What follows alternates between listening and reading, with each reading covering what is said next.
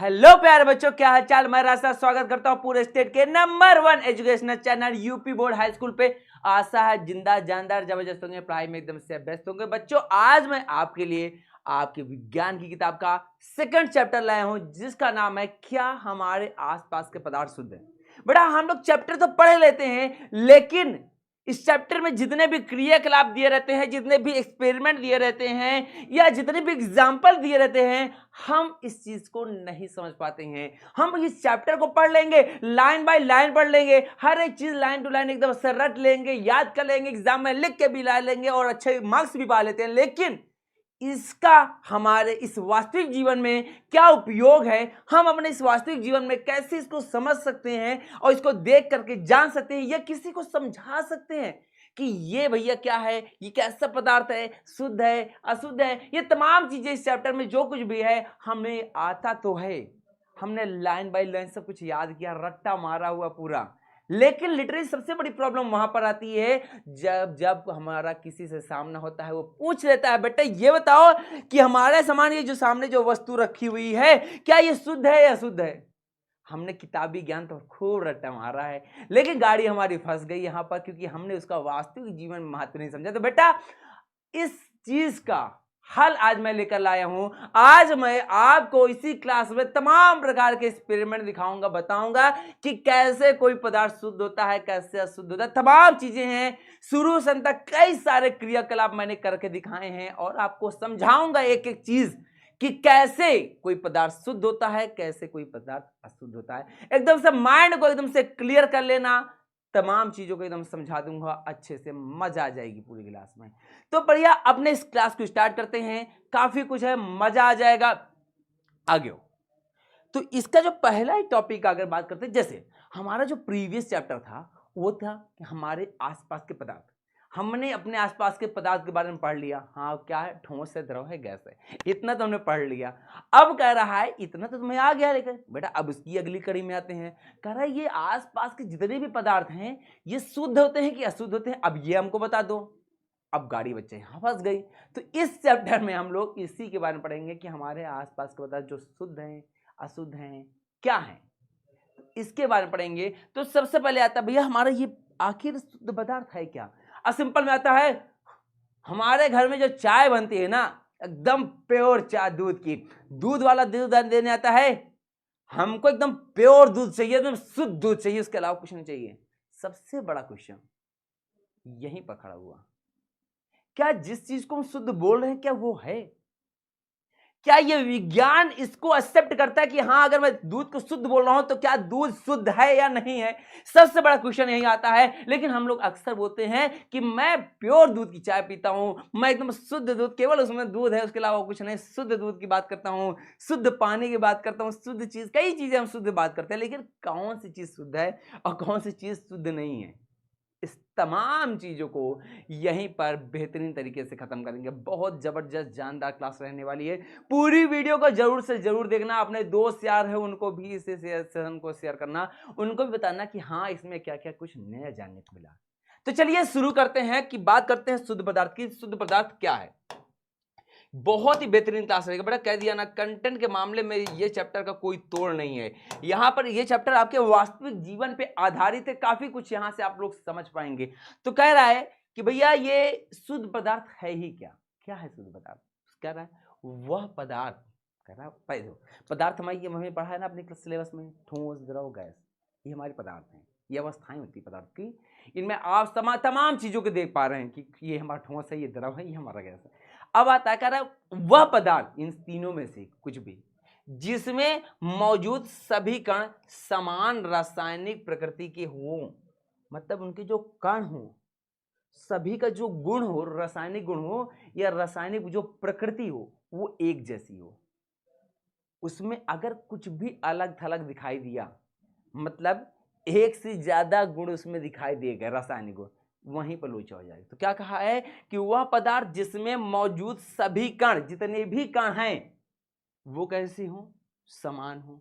फिर कह रहा है रासायनिक प्रकृति के हो तो वह वैज्ञानिक दृष्टि से शुद्ध पदार्थ कहलाएगा, अर्थात शुद्ध पदार्थ एक ही प्रकार के कणों से मिलकर के बने होंगे। मतलब अगर हम बात कर देते हैं शुद्ध पदार्थ की, शुद्ध पदार्थ सिंपल उसने कहा कि अगर है तो केवल सिंगल एक ही प्रकार के कण से मिलकर बना होगा। अगर उसमें कोई दूसरा कण इंटर कर गया है या उसमें थोड़ी सी भी कोई चीज की मिलावट कर दी गई है वो तुरंत अशुद्ध पदार्थ हो जाएगा। तो सिंपल में कि अगर कोई शुद्ध पदार्थ है, वैज्ञानिक दृष्टि से बता रहा है, हमारी उस वाले नहीं कि दूध हमारा प्योर दूध चाय है, वैज्ञानिक दृष्टि से बात करते हैं तो वैज्ञानिक दृष्टि से अगर कोई भी चीज शुद्ध तभी होगी जब उसमें समान प्रकार के कण होंगे। मतलब कि उसके अगर उसका कण समान हुआ, उसमें कुछ और चीज भी ना मिला हुआ, बस शुद्ध हो जाएगा। तो सबसे बड़ी बात है सर, दूध में तो दूध के ही कण होंगे, उसमें कुछ कहां नया आ गया। तो सबसे बड़ी क्वेश्चन, क्या दूध हमारा शुद्ध है या नहीं?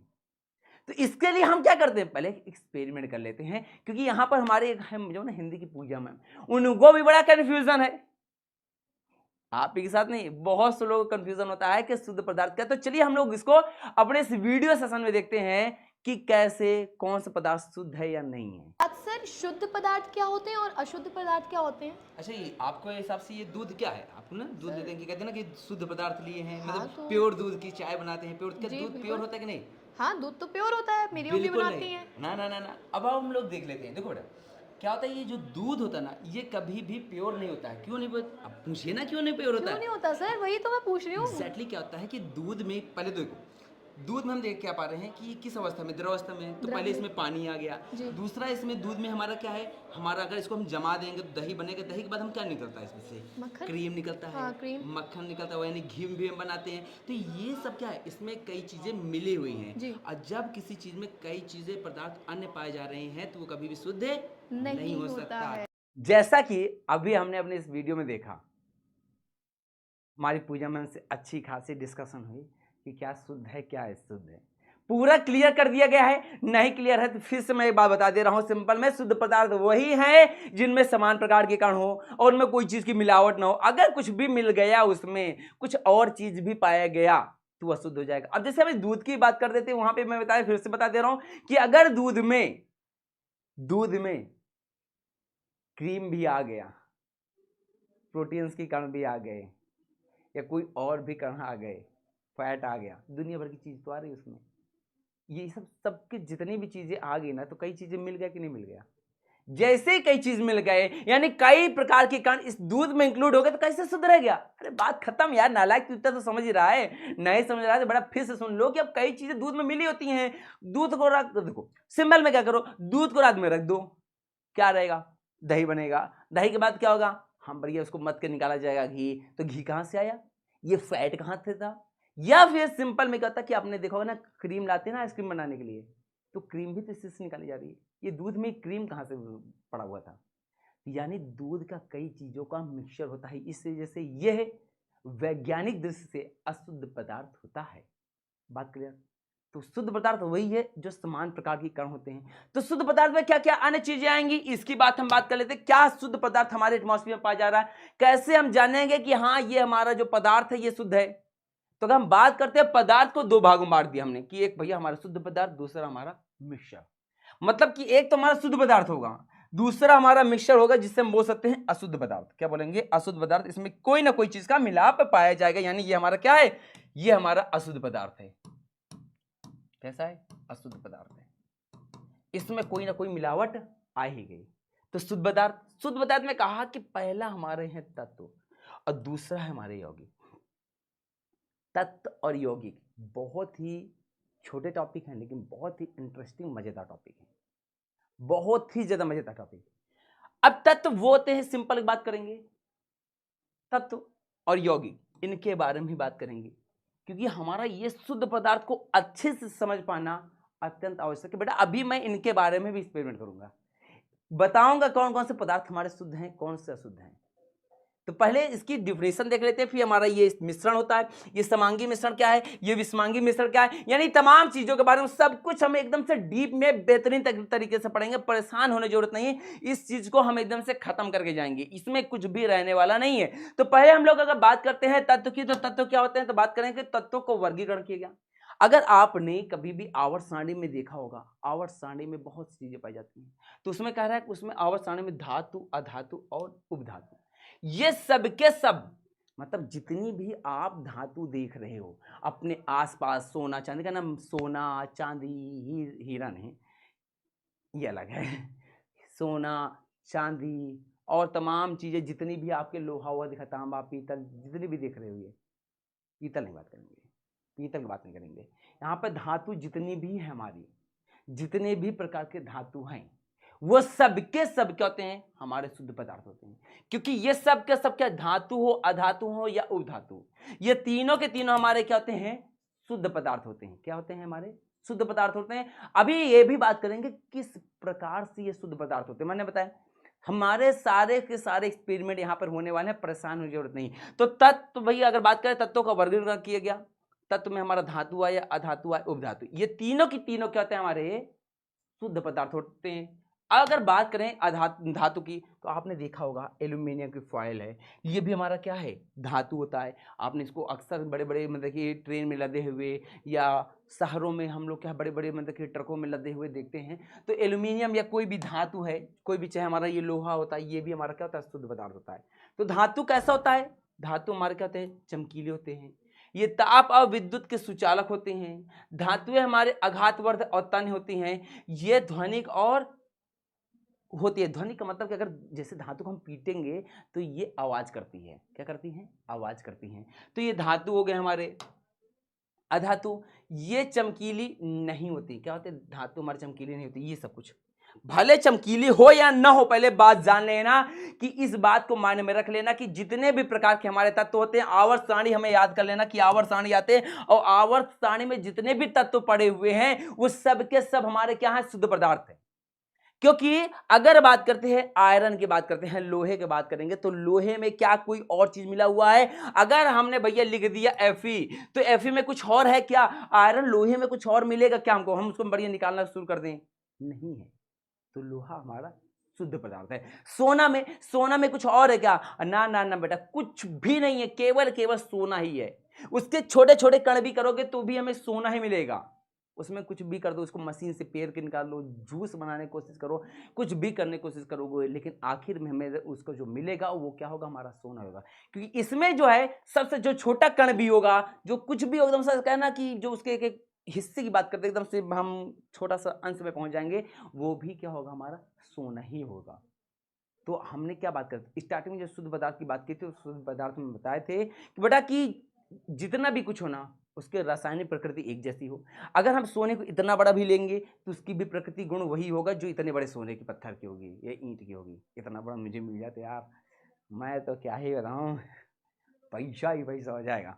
तो धातु हो, अधातु हो, उपधातु हो, साथ में तत्व के साथ जो यौगिक होते हैं, अभी बात करेंगे हम यौगिक के बारे में, परेशान न हो। तो ये सब हमारे क्या होते हैं, शुद्ध पदार्थ होते हैं। हमारा भैया हीरा आ गया। उपधातु क्या है, कुछ तत्व धातु और अधातु के बीच के गुणधर्म प्रदर्शित करते हैं, ऐसे तत्व को उपधातु कहते हैं, जैसे बोरॉन, सिलिकॉन और जर्मेनियम। ये हमारे क्या है, उपधातु, जो क्या कर रहे हैं, धातु और अधातु के बीच के, मतलब जो धातु का गुण हो और कुछ अधातु के गुण, इन दोनों के गुण के बीच का जो गुण होगा, इसका गुण और इसका गुण, इन दोनों के बीच का गुण जो प्रदर्शित करता है, उससे हम उपधातु कहते हैं। तो ये भी हमारा शुद्ध पदार्थ है। क्या है, हमारा शुद्ध पदार्थ है। यौगिक की बात करता है, दो या दो से अधिक तत्वों के मिलाने से, क्या कर रहा है, दो या दो से अधिक तत्वों को मिलाने से, में से एक निश्चित अनुपात में रासायनिक प्रक्रिया द्वारा पदार्थों को यौगिक कहते हैं, उसके निर्माण को बने पदार्थों को यौगिक कहते हैं, जैसे जल, नमक, चीनी, अल्कोहल, कार्बन डाइऑक्साइड और आदि यौगिक। मतलब ये सब कुछ, यानी जो भी कुछ है हमारा, जल, नमक, पानी, अल्कोहल, कार्बन डाइऑक्साइड आदि, जो जितने भी प्रकार की इस तरह की यौगिक हैं, जितने भी प्रकार की आप यौगिक जानते हैं, सारे के सारे यौगिक क्या होते हैं, हमारे शुद्ध। क्योंकि अगर बात करेंगे H2O की बात करेंगे, तो H2O का हम जब छोटा सा अणु उठाएंगे, चाहे एक ड्रम पानी उठा लो या उसकी एक बूंद उठा लो या उसका एक अंश उठा लो, वो क्या होगा हमारा भैया, क्या होगा, यौगिक होगा। क्या होगा, हमारा यौगिक होगा। इस बात को एकदम से माइंड रख लेना। बात आया ना कि हमारा शुद्ध पदार्थ वो है जिसमें जो सबसे छोटा कण हो, सबसे छोटा अंश हो, वो भी क्या हो, ये सेम पूरा जो बड़ा ड्रम का जैसा पानी रखा है या जितना बड़ा हिस्सा हो, उसका गुण सेम उसके छोटे वाले पदार्थ के गुण के एकदम से मैच करे, मतलब सेम प्रकृति के। अगर उनकी प्रकृति चेंज हुई तो समझ लो लोचा हो जाएगा, और ये नहीं होना चाहिए। बात क्लियर रखना। तो अब हम एक काम करते हैं, पहले चल करके इस तत्व और यौगिक के बीच का जो डिफरेंस है और क्या क्या कैसे हम अगर इनको वास्तविक जीवन में देखते हैं तो उनके कौन से उदाहरण हमें मिलने वाले हैं। तो चलिए हम इसको भैया लैब में अच्छे से, पूजा मैम है हमारी, उनको इस बात पे भी डाउट है कि सर शुद्ध पदार्थ कौन कौन से हैं, फिर तो चलिए देख लेते हैं फिर। तो शुद्ध पदार्थ क्या क्या है? अगर हम शुद्ध पदार्थ की बात करें तो शुद्ध पदार्थ वे हैं जिनसे हम उससे कुछ और चीजें अलग ना कर सकें। जैसे अगर हम बात करें अपने इस कॉपर की, ये कॉपर क्या है, हमारा धातु है, ये हमारा एक प्रकार का तत्व है। इससे क्या आप कुछ अलग निकाल सकते हैं क्या? नहीं निकाल सकते। इस वजह से कॉपर क्या है, हमारा शुद्ध पदार्थ है। अच्छा, और हमारा लोहा है, हमारे सोडियम, यानी जितने भी हमारे जो तत्व होते हैं वो सब हमारे क्या शुद्ध पदार्थ। तो यौगिक जानते हैं जी जी। अब शुगर, अगर शुगर की बात करें तो ये क्या है, ये शुद्ध होगा कि अशुद्ध होगा? आई थिंक शुद्ध ही होगा। क्यों होगा? अब अरे सर सिंपल सी बात है, शुगर से हम कुछ और चीजें थोड़ी निकाल सकते हैं। बिल्कुल बिल्कुल। इस वजह से शुगर भी हमारा, क्योंकि जितने भी हमारे यौगिक होते हैं वो भी हमारे क्या होते हैं, शुद्ध पदार्थ होते हैं। पानी, अब पानी से ये थोड़ी है कि तुम उससे कुछ और निकाल लोगे, नहीं, पानी भी हमारा क्या होता है, शुद्ध पदार्थ होता है। यानी जितने भी हमारे यौगिक हैं वो सबके सब शुद्ध पदार्थ होते हैं। और तत्व और यौगिक दोनों हमारे शुद्ध पदार्थ हैं। क्या मजा आई देख करके?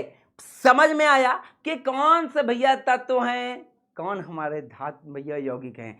क्या तत्व हमारे शुद्ध पदार्थ हैं या नहीं? क्या यौगिक हमारे भैया पदार्थ है या शुद्ध पदार्थ है या नहीं? समझ में आएगा नहीं बेटा? इसी प्रकार की तमाम वीडियो हम बताते रहेंगे, बार बार इसको भैया एक लैब में जा करके ऐसी वीडियो बताएंगे आपको। परेशान हो, मजा आएगी आपको। पूरा एक एक बढ़िया कॉन्सेप्ट को मैं रियल लाइफ से बताऊंगा कि हाँ कैसे कैसे चीज होती है और कैसे एक्सपेरिमेंट उसका होता है। ये सारी चीजें मैं आपको वहीं पर क्लियर करूंगा। अगर हम बात कर लेते हैं इस तत्व की और यौगिक की, दोनों में अंतर की, तो कह रहा तत्व वह पदार्थ है जिसे दो या दो से अधिक विभिन्न पदार्थों में विभक्त नहीं किया जा सकता है। अब लोहे को मैंने क्या कहा, लोहे को क्या अलग कर सकते हो? आयरन से कुछ अलग कर सकते हो, सोने से कुछ अलग कर सकते हो? नहीं कर सकते हो। कह रहा है तत्व वो पदार्थ है जिसे दो या अधिक पदार्थों में विभाजित नहीं किया जा सकता। यौगिक बात करता है यौगिक को रासायनिक विधियों के द्वारा दो या अधिक गुणों वाले पदार्थों में विभक्त किया जा सकता है। इसको हम दो गुणों वाले पदार्थों में विभक्त किया जा सकता है। आगे आओ, क्या कह रहा है? तत्व एक ही प्रकार के परमाणुओं का बना होता है। क्या है? तत्व जो होता है एक ही प्रकार के परमाणु का बना होता है। जैसे अगर हम बात कर देते हैं, अगर भैया हमारा ये तो हमारे यौगिक हो जाएगा Fe है, इसमें कुछ और है क्या? ये Fe वाले ही परमाणु से मिलकर बना होगा। तत्व जिससे आगे बात करते हैं यौगिक की। यौगिक विभिन्न प्रकार के परमाणुओं का बना होता है। कह रहा है यौगिक जो होता है ये विभिन्न प्रकार के परमाणुओं का बना हुआ होता है। शुद्ध पदार्थ में याद रखना, मैंने अगर बात की है H2O की, चीनी का, अगर हम चीनी को तोड़ेंगे तो चीनी ही मिलेगी, ना कि कुछ और मिलने लगेगा। इस वजह से वो शुद्ध पदार्थ है। इस बात को माइंड में रख लेना, ठीक है? आगे आओ, क्या कह रहा है? तत्व सिर्फ एक ही पदार्थ का बना होता है। आगे आओ, यौगिक दो या दो से अधिक पदार्थों से मिलकर के बना होता है। कह रहा है यौगिक दो या दो से अधिक पदार्थों से मिलकर बना होता है, जबकि भैया पदार्थ सिर्फ एक ही प्रकार के पदार्थों का मिलकर के बना होता है। आगे आओ, तत्वों के भौतिक और रासायनिक गुण यौगिक, देखो क्या कर रहा है, जो तत्वों के भौतिक और रासायनिक गुण यौगिक से भिन्न भिन्न होते हैं। कह रहा है यौगिक से अलग गुण होते हैं। तत्वों के जो भौतिक गुण होंगे और रासायनिक गुण होंगे वो क्या होंगे भैया? अलग अलग होंगे। किससे भैया? हमारे यौगिक से। जबकि कह रहा है यौगिकों के गुण भौतिक और रासायनिक गुण तत्वों से भिन्न होते हैं। मतलब कि इनके जो गुण होंगे ये यौगिक से अलग होंगे। कैसे होंगे? यौगिक से अलग होंगे। आगे आओ, कह रहा है तत्व का सूक्ष्मतम कण, कह रहा है तत्व का सूक्ष्मतम कण परमाणु कहलाता है। अगर हम बात करते हैं तत्व के जो सबसे छोटा कण होगा वो कैसा होता है? परमाणु होता है। जबकि अगर हम बात कर देते हैं यौगिक का जो सूक्ष्मतम कण होता है वो एक अणु होता है। क्या होता है? अगर हम बात कर देते हैं यौगिक के सबसे सूक्ष्मतम कण की, तो वो क्या होता है बेटा? हमारा अणु होता है। क्या होता है बेटा? हमारा अणु हुआ करता है। इस बात को एकदम से माइंड में रख लेना बेटा, बहुत ही माइनर से कॉन्सेप्ट है, इस चीज को एकदम से याद कर लेना, भैया तत्कालिक रूप से याद कर लो बेटा, क्योंकि ये आपके एग्जाम में भी पूछा जाता है। ठीक है कि भैया हमारा तत्व क्या होता है, हमारा यौगिक क्या होता है। बेटा दोनों के अंतर को मैंने आपको बेहतरीन तरीके से बता दिया कि भैया कौन सा तत्व है, कौन सा हमारा यौगिक है। इस चीज को एकदम से याद कर लेना। क्लियर है? अभी हम लोग बहुत सारे एक्सपेरिमेंट करने वाले हैं, काफी कुछ है, परेशान ना हो, है कि नहीं। अगर हम बात करते हैं एक चीज की बात, अगर बात की जाए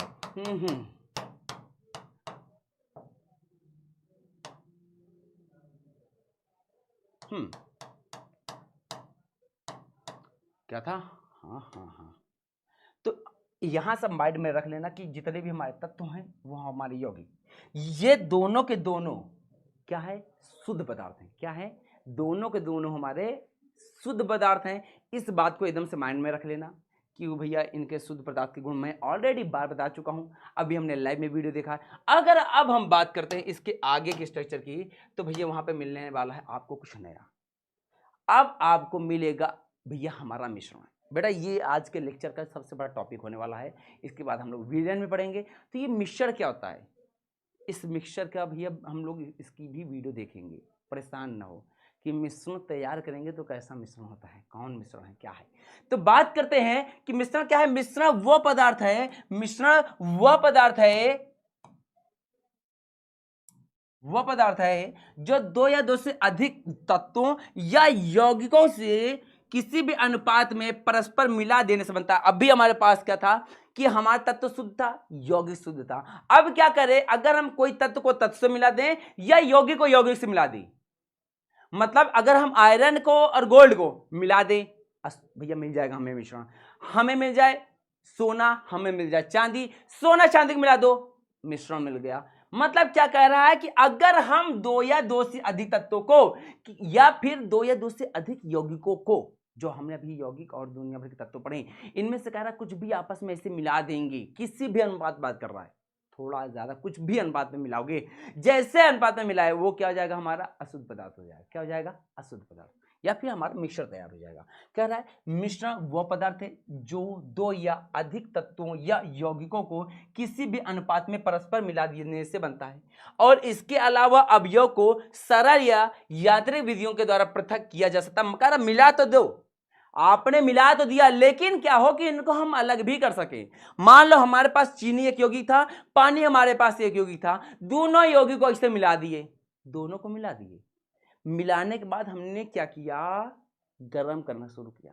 चीनी मिल जाएगी, नहीं मिल जाएगी, पानी भाप बन के उड़ जाएगा, हमने अलग कर लिया। हमने कोई और दो पदार्थों को मिलाया, गर्म किया, दोनों को अलग, तब जैसे सोना को और भैया लोहे को गर्म किए, दोनों का मेल्टिंग पॉइंट अलग होता है, एक को अलग पहले कर लिए, दूसरे को बाद में अलग कर लिए। यानी ओवरऑल क्या बात कर रहा है कि हम चाहेंगे तो दोनों को आराम से अलग कर सकते हैं। तो वही कहा कि इसके अवयवों को सरल यांत्रिक विधियों के द्वारा पृथक किया जा सकता है, मतलब अलग भी किया जा सकता है। जैसे जल में चीनी की बात करते हैं, तो जल में अगर हम चीनी मिलाएंगे, जल में अगर हम चीनी घोलते हैं तो वह उसको भी तो अलग किया जा सकता है। सीरा बनता है ना, सीरा को देखे हो ना, घर में मम्मी बनाया करती है ना, आपने देखा होगा भाई चीनी मम्मी उड़ेल दी भर के। अभी हम बताएंगे कि कितना पानी में चीनी घुलेगी कि नहीं घुलेगी, तमाम चीजें बेटा, बहुत कुछ यहाँ पे नहीं मिलेगा। अब क्या है, चीनी मम्मी सीरा बनाते समय, भाई हम लोग शरबत बनाते हैं तो शरबत में चीनी कम डालते हैं, लेकिन जब सीरा बनाते हैं तो खूब बढ़िया जम के बढ़िया डालते हैं चीनी। तो इसमें क्या आता है, तो भाई इसके बारे में सब बात होगी, परेशान हो क्या है क्या नहीं।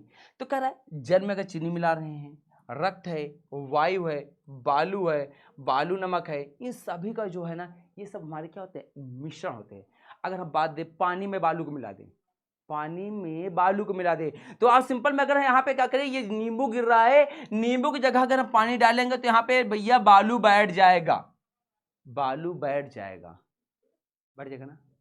अरे नहीं समझ आ रहा है, चलो इस वीडियो को भी हम लोग लाइव में देख लेते हैं और अच्छे से समझ लेते हैं कि कैसे भैया ये हमारा मिश्रण तैयार होगा। चलिए वीडियो में, चलिए फिर मिलते हैं वहीं पर।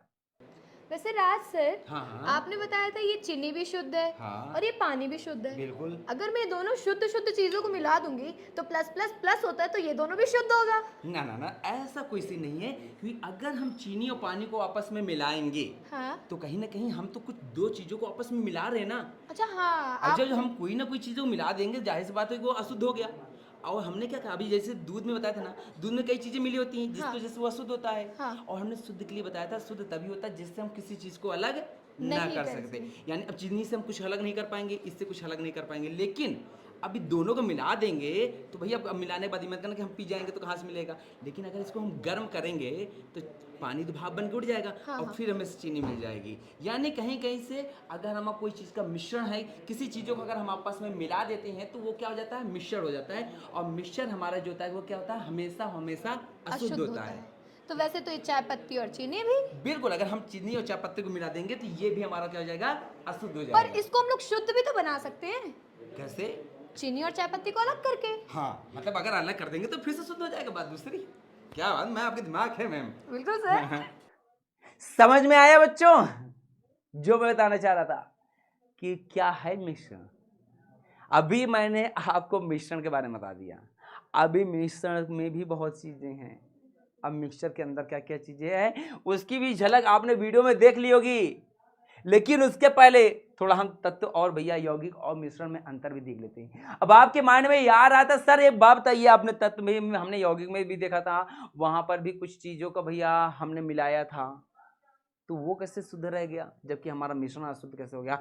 तो इसकी बात कर लेते हैं। तो कह रहा मिश्रण क्या है, तत्व या यौगिक मिलाकर के मिश्रण का निर्माण होता है। अगर हम तत्व को मिलाएंगे या यौगिक को मिलाएंगे तब मिश्रण का तैयार करते हैं, जबकि तत्व क्रिया करके नए यौगिक का निर्माण करता है। कह रहा है जो तत्व है वो क्या करता है, क्रिया करता है, रिएक्शंस होती हैं, तब जाके नई चीज का निर्माण होता है। जबकि यहाँ पर नहीं होता है, यहाँ पर बस हमने उसको मिला दिया तैयार हो गया, लेकिन यहाँ पर रिएक्शन के थ्रू होता है। आगे आओ, क्या कर रहा है, यह नया पदार्थ नहीं होता है कि हमें हाँ एक नया पदार्थ मिल गया, वो अभी भी अलग अलग है, बस भले मिला है, लेकिन यहाँ पे नया पदार्थ नहीं होता है, जबकि यौगिक नया पदार्थ होता है। अगर हमने कई तत्वों को मिला दिया, चीनी जब तैयार होगी या हाइड्रोजन और ऑक्सीजन मिलकर के कुछ तैयार होंगे तो एक नया तत्व निकल के आएगा, मतलब एक नया पदार्थ निकल के आएगा। इस वजह से उसको हम क्या कहेंगे, यौगिक कहेंगे। क्या कहेंगे, यौगिक कहेंगे। आगे कर रहा है, इसे भौतिक विधियों से अलग किया जा सकता है। मतलब कह रहा है कि अगर भैया चीनी या पानी को हमने मिलाया है तो चीनी पानी को हम लोग अलग भी कर सकते हैं।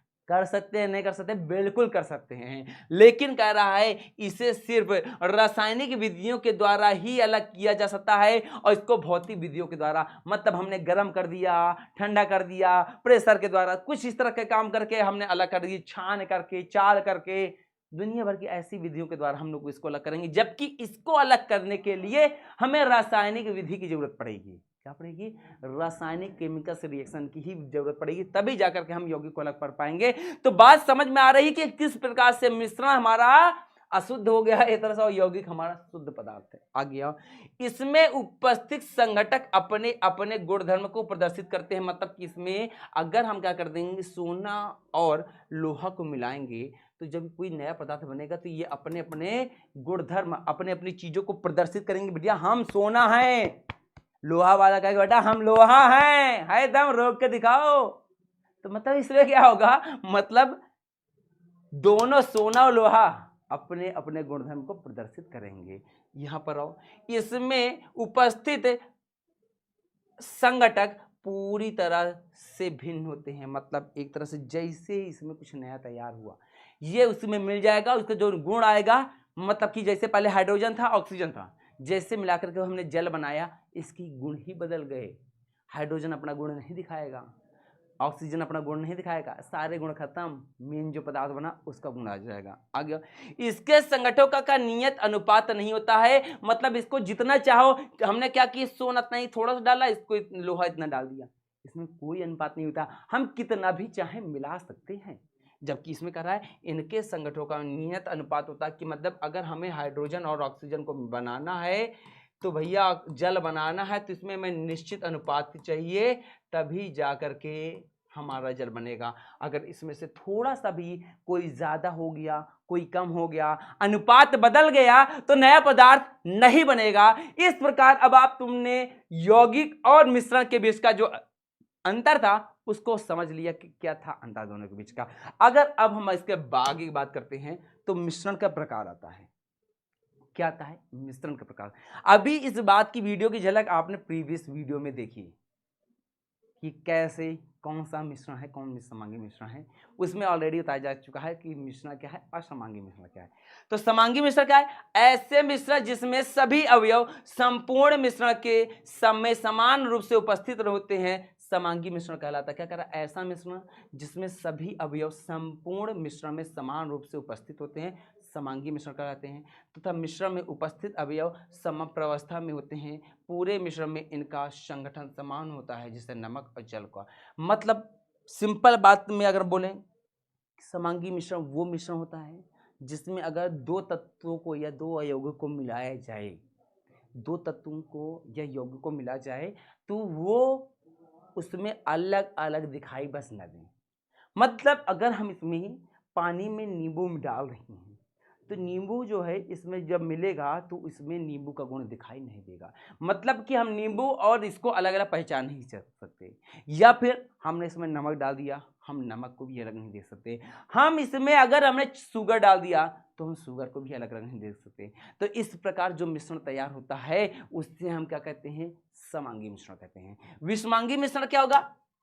ऐसा मिश्रण जिसमें सभी अवयव संपूर्ण मिश्रण में समान रूप से उपस्थित नहीं होते हैं, विषमांगी मिश्रण कहलाता है। इनकी संरचना समान रूप से नहीं होती है, जैसे लोहे के बुरादे और बालू का मिश्रण। अगर हमने क्या कर दिया, ऐसे जैसे चीनी है घर में और चायपत्ती है, चीनी चायपत्ती को मिला के रख दो, काली काली चीनी दिखाई देगी, सफेद सफेद चीनी दिखाई, काली काली चायपत्ती दिखाई देगी, सफेद सफेद चीनी दिखाई देगी, दोनों अलग अलग दिखाई दे रहा है ना। तो ऐसा जो मिश्रण होगा वो हमारा कैसा होगा? विषमांगी मिश्रण होगा, जो मैंने अभी आपको वीडियो में बताया। या अन्य चीजों में उनके जो गुण हो या जैसे वो दिखते हैं वो अलग अलग दिखाई आपको दे रहे हो, और उनको हम किसी भी तरीके से बिन करके या कुछ भी करके, अब जैसे चीनी चायपत्ती को मिला दियो, मिला दिए, क्या इसको अलग नहीं कर सकेगा? बेटा टाइम लगेगा, थोड़ा सा मिला लो इतना, लेकिन मिलाने के बाद उसको हम ऐसे काउंट करके निकाल के चीनी हम अलग कर सकते हैं और चायपत्ती अलग कर सकते हैं।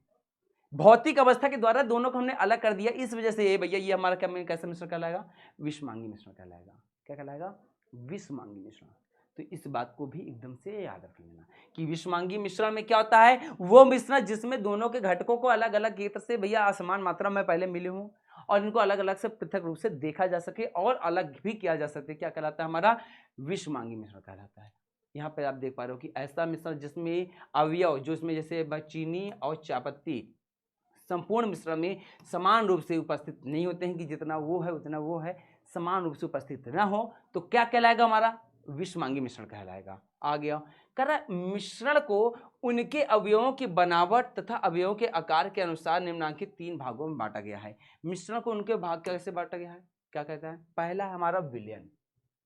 मिश्रण को अब 3 उनके बनावट उनके आकार के हिसाब से 3 भागों में बांटा गया। क्या कर रहा है?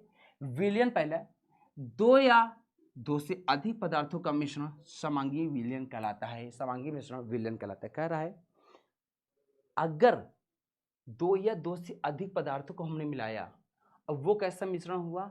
समांगी मिश्रण हो, विलयन कहलाएगा। फिर से ध्यान देना। कह रहा है कि 2 या 2 से अधिक पदार्थों को तो हमने मिला दिया, इन दोनों पदार्थ को मिलाने पर जो भी हमें मिलेगा वो समांगी मिश्रण हो। क्या हो? समांगी मिश्रण हो तो विलयन कहलाएगा। जैसे अगर बात करते हैं चीनी और पानी दोनों को मिला दो तो इनका मिश्रण जो था कैसा था? अभी हमने बात की है समांगी मिश्रण। इसी वजह से इसको हम क्या कहेंगे? क्या कहेंगे भैया? विलयन कहेंगे। क्या कहेंगे? विलयन कहेंगे। जैसे पानी और चीनी का घोल होता है, नमक चीनी का घोल होता है, या हवा, इसमें सब कुछ कई चीज़ें मिली लेकिन आपको पता अलग अलग नहीं चलता है कि ये हाइड्रोजन है, ये ऑक्सीजन है, ये मीथेन है, ये कार्बन डाइऑक्साइड है, ये जो हमने छोड़ा और हमने आप लोगों ने गंदगी मचाए हुए।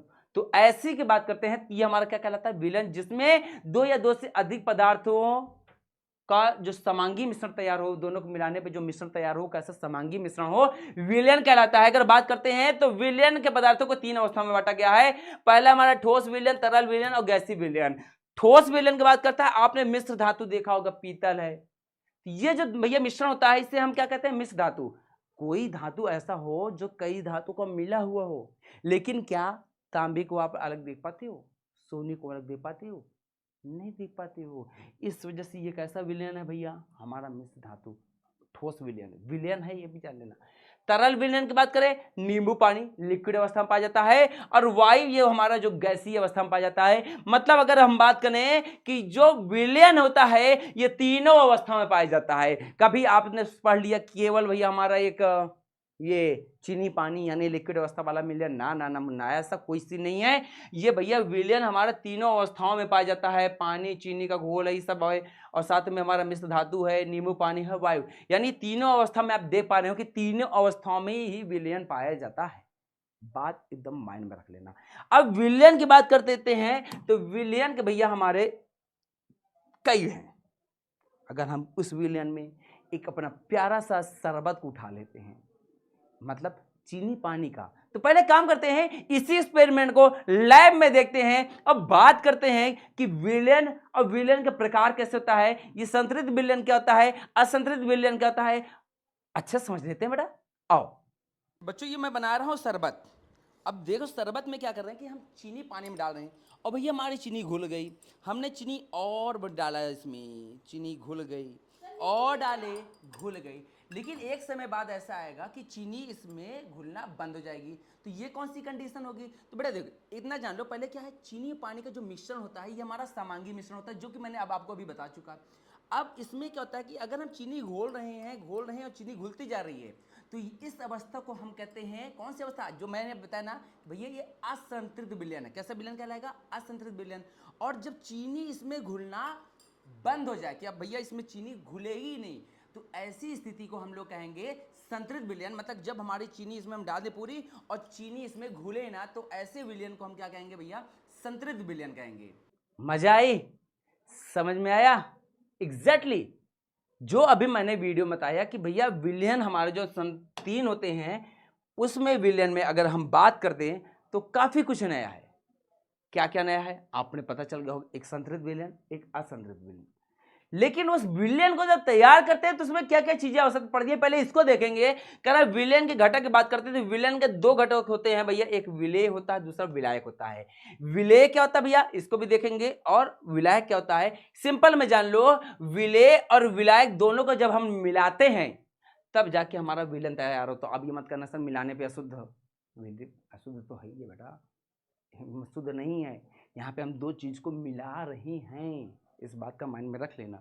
तो विलायक क्या होता है, पहले विलयन का वह घटक जो विलयन में सबसे अधिक मात्रा में होता है और वह दूसरे घटकों को विलयन में मिलाता है विलायक कहलाता है। जैसे पानी है, एल्कोहल है, इसमें हम क्या करते हैं, दूसरे पदार्थ को मिलाते हैं, इसी में हम दूसरे पदार्थ को घोलते हैं। तो वही कह रहा है कि विलयन का वह घटक जो विलयन में सबसे अधिक मात्रा में होता है और या दूसरे पदार्थ को या दूसरे घटक को विलयन में मिलाता है, विलायक कहलाता है। एग्जाम्पल में जल, एल्कोहल, और हमने भैया बात की सब क्या है, विलायक है। अभी हमने जब चीनी और उसका शरबत तैयार किया था तो उसमें बताया था चीनी को और भैया पानी को, चीनी और पानी को जब तैयार किए थे भैया, तो चीनी जो हमारा जो पानी था वो पानी क्या था, वो पानी हमारा विलायक था कि नहीं था बेटा, बिल्कुल था। जो पानी हमने लिया था वो हमारा विलायक था। तो चीनी क्या था, अब बस माइंड में आ जाना चाहिए कि चीनी हमारा क्या होगा, ये हमारा विलेय पदार्थ होगा। तो विलयन का वह घटक जो विलयन का वह घटक जो विलयन में सबसे कम मात्रा में रहता है और विलायक में घुला रहता है, क्या कहलाता है, विलेय पदार्थ। मतलब विलेय पदार्थ को हम लोग जिसमें घोलते हैं, वह पदार्थ जिसे घोला जाता है वो हमारा विलेय, जिसमें घोला जाता है वो हमारा विलायक। यानी अगर बात करते हैं, चीनी हमारा विलेय है, पानी हमारा विलायक है, और जब चीनी पानी को मिला देते हैं तो जो तैयार होता है वो हमारा विलयन होता है। बात क्लियर, एकदम से माइंड में रख लेना हर एक चीज को। तो भैया चीनी, पानी, नमक और सोडा, ये हमारे क्या होते हैं, इसके एग्जाम्पल है विलेय के। कौन कौन से हैं, चीनी, नमक, सोडा। इन्हीं चीजों को हम लोग क्या करते हैं, विलायक में घोला करते हैं। किसमें घोलते हैं, विलायक में घोलते हैं। आगे देखो, जो अभी हमने उस वीडियो में देखा था संतृप्त विलयन। संतृप्त विलयन क्या होता है, अगर बात करते हैं, वह विलयन जिसमें विलेय की अधिकतम मात्रा घुली हो संतृप्त विलयन कहलाता है। मतलब अगर सिंपल से बात करें कि अगर हम पहले क्या करें, चीनी की मैंने इसमें एग्जाम्पल था ना, चीनी को मैंने घोल रहा था, चीनी घुल रही है, शरबत बन रहा है, घुल रहा है। तो जब तक चीनी घुलती जाती है, अगर हम बात करें जब तक हम चीनी घुलती जाती है, वह विलयन जिसमें विलेय की और अधिक मात्रा उस ताप पर घुलाई जा सकती है, मतलब कि चीनी की मात्रा और जब तक घुलाई जा सकती है, उसमें और जब तक हम घोल सकते हैं, तब तक वो विलयन हमारा असंतृप्त होगा। मतलब कि अगर चीनी में डाला था, घुल रहा है, जब तक ये घुलता रहेगा तब तक हमारा विलयन जो होगा असंतुलित होगा। हमने वीडियो में देखा ना कि हम चीनी डाले थे, घुल रहा था, फिर चीनी डाले, घुल रहा था, फिर डाले, घुल रहा था। जब तक ये घुलता रहेगा तब तक जो विलयन होगा हमारा क्या होगा, असंतृप्त विलयन होगा। क्या होगा, असंतृप्त। और जैसे ही चीनी पानी में घुलना बंद हुआ, कहे कि भैया अब हम ना घुल पाएंगे, जैसे ही चीनी पानी में घुलना बंद हुआ तो जो विलयन तैयार होगा वो क्या होगा भैया, हमारा असंतृप्त विलयन होगा। क्या होगा बेटा, असंतृप्त विलयन होगा। कह रहा वही कि वह विलयन में जिसमें विलेय की मात्रा अधिकतम मात्रा में घुली हो। हाँ भैया, विलयन पानी ने कह दिया विलेय से, अब मैं तुम्हें और अपने अंदर घोल नहीं सकता हूं, मेरी क्षमता खत्म हो गई, मेरे अंदर अब इतनी कैपेसिटी नहीं कि तुम्हें अब मैं उसका एक दाना भी घोल सकूं। तो तब जब विलयन तैयार होगा वो हमारा संतृप्त विलयन होगा। कैसा होगा, संतृप्त विलयन होगा। लेकिन सर यहां पर एक और चीज लिखा है, ये अति संतृप्त क्या है, तो वह विलयन, संतृप्त विलयन जिसमें विलेय की मात्रा उस विलयन को संतृप्त करने के लिए आवश्यक विलेय की मात्रा से अधिक घुली हुई हो, अति संतृप्त कहलाता। मतलब एक तरफ से चाशनी की बात कर दे, चाशनी, या फिर हम लोग शीरा की बात करते हैं। शीरा ने आपने देखा होगा कि पानी हमारा थोड़ा होता है, चीनी उसमें खूब भरी पड़ी होती है, तो वो जो विलयन होगा वो अति संतृप्त विलयन होगा कि उसमें भैया बहुत ज्यादा मात्रा में विलेय की पदार्थ की मात्रा घुली हो। मतलब कि पहले तो ऑलरेडी हमारा क्या है, एक समय होगा स्थिति जहां पर चीनी संतृप्त हो गया होगा, मतलब पानी संतृप्त हो गया, विलयन संतृप्त था, लेकिन हमने जबरदस्ती और डालने की कोशिश की, और हम जबरदस्ती डालने की कोशिश कर रहे हैं। तो मतलब कि जब विलेय मात्रा और अधिक हो जाए, मतलब कि संतृप्त अवस्था से ऊपर चली जाए, तब जो विलयन तैयार होगा हमारा वो अति संतृप्त होगा। बेटा जबरदस्ती की है उसके साथ, जबरदस्ती नहीं की जाती है, गलत बात है। तो जबरदस्ती में जब भैया चीनी घोला गया विलेय की मात्रा में अति संतृप्त विलयन से, तो अति संतृप्त विलयन कहलाएगा। बात क्लियर रखना एकदम से। घुलनशीलता या विलेयता, ये घुलनशीलता क्या होता है, कौन पदार्थ कितना क्या घुलनशीलता, क्या रहा है, विलेय पदार्थ की वह मात्रा जो एक निश्चित तापमान पर एक संतृप्त विलयन में उपस्थित हो, विलयन की घुलनशीलता कहलाती। क्या कर रहा है, कोई एक निश्चित टेम्परेचर हो किसी ताप पर, मान लो 37 डिग्री सेल्सियस हमारी बॉडी की टेम्परेचर, ये रूम के टेम्परेचर, ये कितना भी है ताप, उस ताप पर एक संतृप्त विलयन में, मतलब कि चीनी पानी में इतना चीनी घुली हुई है कि अब उसकी ज़्यादा नहीं घोली जा सकती है, अब उसमें चीनी हम लोग चीनी नहीं घोल सकते हैं, खत्म। तो ये हमारा संतृप्त विलयन होगा। तो कह रहा है विलेय पदार्थ की वह मात्रा, मतलब इसमें चीनी की वह मात्रा, चीनी की वह मात्रा जो किसी निश्चित तापमान पर संतृप्त विलयन में उपस्थित हो, विलयन की घुलनशीलता कहलाती। कि मतलब इस विलयन में जो हमारा जो पानी में था, इसमें कितना घुल सकता, तो मतलब जितनी चीनी इस 1 लीटर में घुली हो, मतलब 1 लीटर में जितना चीनी हमने घुलाया और विलयन हमारा संतृप्त हो गया, मतलब पानी था, हमने चीनी घोलते चले गए, घुलते गए, एक समय विलयन कहा अब इसमें कुछ भी नहीं घुलना। तो इस समय में जो भैया विलेय की मात्रा आएगी कि इसमें हमने 1 लीटर में हमने 1.5 किलो चीनी, कितना, 1.5 किलो चीनी घोल डाले, तो ये विलयन की घुलनशीलता कहलाएगी कि 1 लीटर इस पानी में 1.5 किलो चीनी हमने घोल दिया, तो ये क्या कहलाएगी, हमारी घुलनशीलता। विलयन हमारा कैसा होगा, किस अवस्था में होगा, संतृप्त अवस्था में होगा। इस बात जानना, विलयन हमारा संतृप्त अवस्था होगा। इस अवस्था में भैया कहेगा हमारी क्षमता से अब बाहर है। आ गया विलयन की सांद्रता क्या है, किसी विलयन के इकाई आयतन में, क्या कह रहा है, किसी विलयन के इकाई आयतन में विलेय पदार्थ की उपस्थित मात्रा को विलयन की सांद्रता कहते हैं। दूसरे शब्दों में विलेय तथा विलयन की मात्रा का अनुपात है विलयन की सांद्रता कहलाती है। मतलब कि हमने जैसे वहां पे बोला 1 लीटर हमारा पानी था, उसमें हमने 1.5 kg चीनी घोल दिया, तो ये जो विलयन होगा ये विलयन की सांद्रता कहलाएगी। क्या कहलाएगी? विलयन की सांद्रता कहलाएगी। विलयन की सांद्रता बराबर विलेय की मात्रा बटा विलयन की मात्रा। क्या कर रहा है? विलेय कितना था हमारा, मान लो 1.5 kg अपॉन में हमारे दोनों को मिलाकर के 2.5 kg। विलयन हमारा कितना है? 2.5 kg है। 2.5 लीटर केजी लीटर दोनों में अलग अलग हुए, बात अलग है। कह रहा सिंबल में विलेय और विलयन की मात्रा का अनुपात क्या कहलाएगा? हमारा सांद्रता कहलाता है कि इसमें कितना मिलाया, दोनों का जो अनुपात होगा, दोनों का जो रेशियो होगा वो क्या कहलाएगा? हमारा विलयन की सांद्रता कहलाएगी। बेटा इस चीज का भी आपको पता होना चाहिए, इस वजह से मैंने इसको बता दिया। ऑलरेडी मैं कई सारे एक्सपेरिमेंट से आपको बताया कि इसमें भैया विसरण क्या होता है, विलयन का तमाम चीजों को यहाँ पर बताया। बेटा इसी प्रकार इसके अगला जो सेक्शन आएगा, अगला पार्ट भी आएगा, वहां पर भी तमाम चीजों को सिखाएंगे। नेक्स्ट चैप्टर में भी आपको बहुत चीजें बताने वाले। तो बेटा मिलते हैं अगली क्लास में, तब तक के लिए नमस्कार, राधे राधे, जय हिंद।